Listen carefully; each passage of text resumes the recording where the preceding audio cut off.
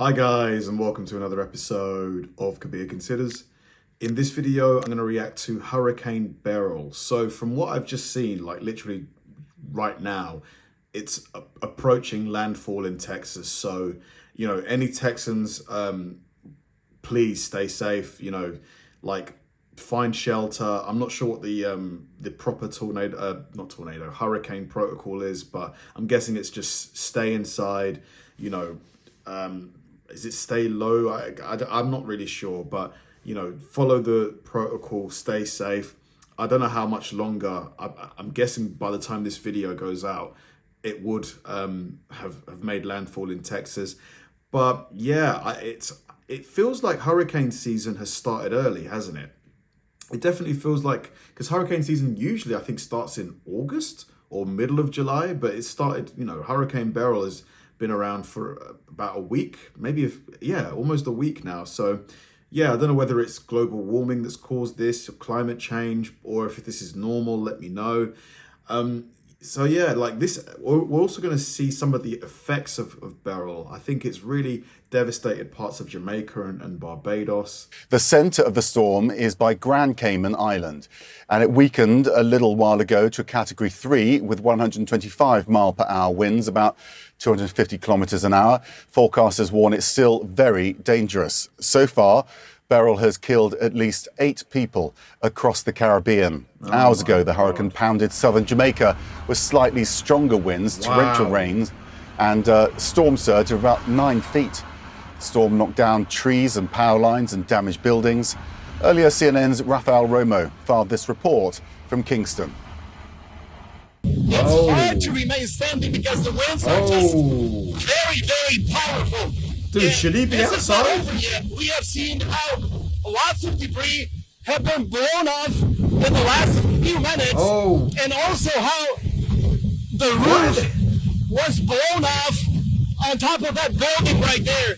And the big danger is that there's a possibility of the ocean getting into the street, because the storm surge is supposed to rise at least 10 feet.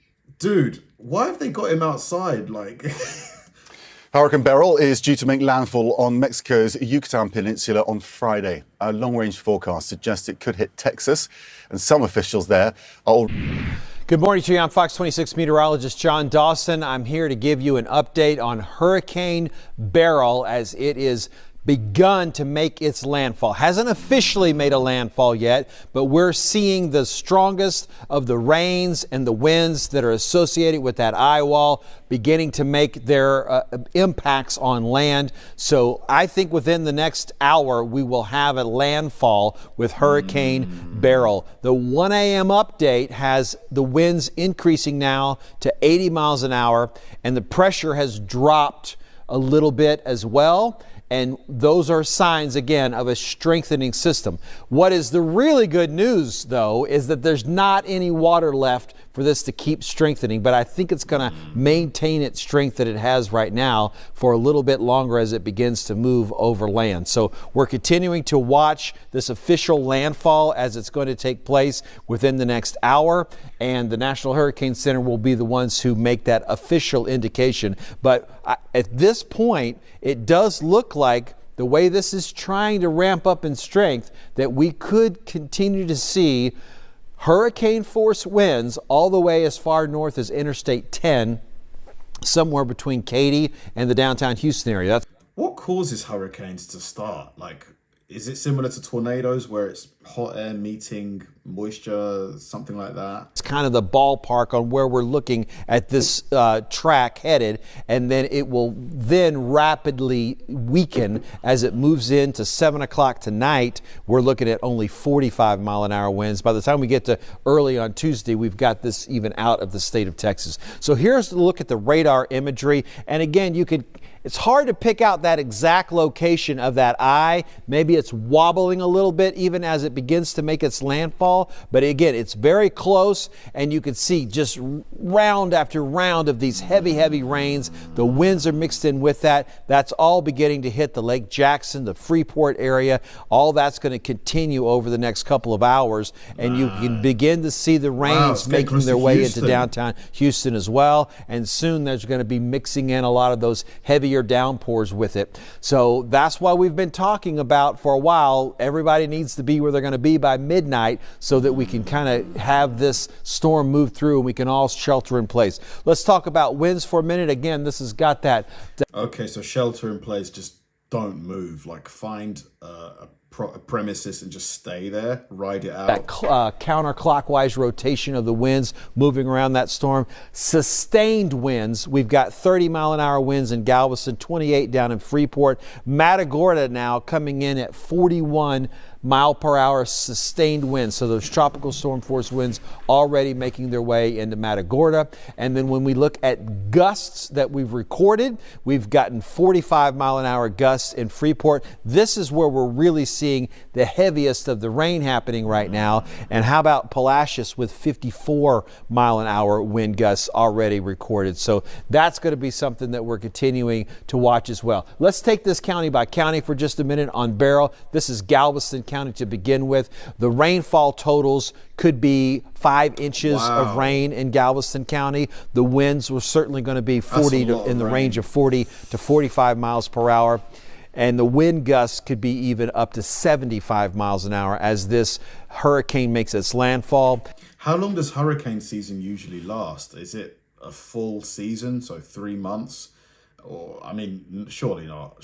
And how many hurricanes can you expect? Is there an average over the last 10, 20 years? And the storm surge 4 to 6 feet. And I do want to point out that that storm surge is all in Galveston Bay as well. So while we're talking county by county, I just want to point out that Harris County, Chambers County, these other counties around Galveston Bay also looking for that potential for that storm surge. Sliding down a little further to Matagorda County, impacts are a little bit higher overall. We're going to be looking for more rain because it's going to be closer to that eye. The winds are going to be higher as well. Gusts up to even 90 miles an hour with those maximum hurricane force winds. And that storm surge also going to be just a little bit higher right along the coast. And then we'll slide back and take a look at Brazoria County here. Similar characteristics with that 5 to 10 inches of rain. Isolated areas even more than that. It could be in the 10 to 15 inches of rain in the isolated areas. Generally 5 to 10 inches of rain. Winds 55 to 70 miles an hour, very close to where that landfall is taking place. Gusts even up to 95 miles an hour. Storm surge in that 4 to 7 feet range as well. So here's that storm surge warning. I talked about all around Galveston Bay how you need to be prepared going down the coast. Sort of that peak storm surge from Brazoria County down to the... Any Texans watching this, or, you know, like anybody affected by this hurricane, whether you're in, I don't know, the Caribbean, like what's it been like? Like what's it like right now? Has it calmed down a lot, or are you still feeling and hearing the effects of it like going on right now? The south is where we'll see the highest of the level. Galveston and north, we're definitely looking at a concern. As far as the winds, we do see a tropical storm warning for just about all of the viewing area. That's going to be those winds that range from 40 to 70 miles an hour. That's a huge window. That's a big range of storms. It's a much different, a 40 mile an hour wind is a whole lot different than a 70 mile an hour wind. But that's what we have happening, and where we see that path, that track where we're taking it, closer to that, we will have the higher winds. So as I talked about, basically somewhere between Katy and downtown Houston, we expect that center of the storm to be making its track. So over further away from that point is where we'll have these 40 mile an hour winds as opposed to much closer to 70 on that track. And then down along the coast where we still have that strength from the ocean, we'll have even higher winds, and that's why we have the hurricane warning where we'll expect winds of 74 miles an hour or greater. Look at these wind gusts from some of our computer modeling now. And again, these are gusts. They're not the sustained winds. Yeah, just stay safe. You know, anybody within the range of Beryl, just shelter in place. Let me know in the comments how you guys are doing. I've never like seen a hurricane or had to live through one, so it's completely new to me. But yeah, let me know what you guys are what you're experiencing. Thanks for watching, guys, and I'll see you in the next one.